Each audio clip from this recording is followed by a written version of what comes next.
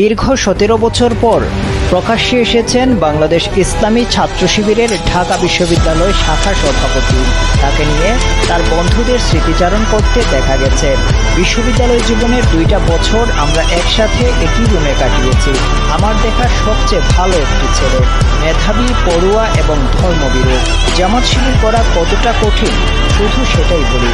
2 বছর গণরুমে, পরবর্তীতে সিঙ্গেল রুমে একসাথে কাটালেও ও যে শিবির করে এবং ঢাকা বিশ্ববিদ্যালয় শিবিরের সভাপতি, সেটা আমি জানতে পারি গত 5 আগস্টের পর। জাস্ট চিন্তা করুন, একই রুমে 2 বছর থাকলেও ওর রাজনৈতিক আদর্শ আমি জানতেই পারি নাই। যাই হোক, অসাধারণ মেধাবী এবং ভালো একটি ছেলে সাদিক। শুভকামনা বন্ধু। এভাবেই ঢাকা বিশ্ববিদ্যালয়ের ছাত্র শিবিরের সভাপতি সাদিক কাইমের বর্ণনা দিয়েছেন তারই বন্ধু মশিউর রহমান। এরপর শনিবার সামাজিক যোগাযোগ মাধ্যম ফেসবুকে সাদিক কাইয়ুম নিজেও একটি স্ট্যাটাস দিয়েছেন। ঢাবির রাষ্ট্রবিজ্ঞান বিভাগের এই শিক্ষার্থী নিজেকে ছাত্র শিবিরের ঢাকা বিশ্ববিদ্যালয় শাখার বর্তমান সভাপতি হিসেবেও পরিচয় দিয়েছেন।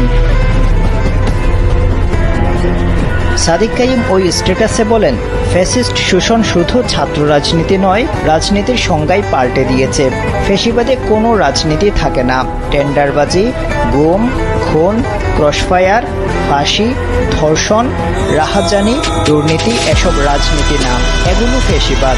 আওয়ামী ফ্যাসিবাদের গত 16 বছরের ভয়ঙ্কর দিনগুলো কিংবা তারও পূর্বের অনাকাঙ্ক্ষিত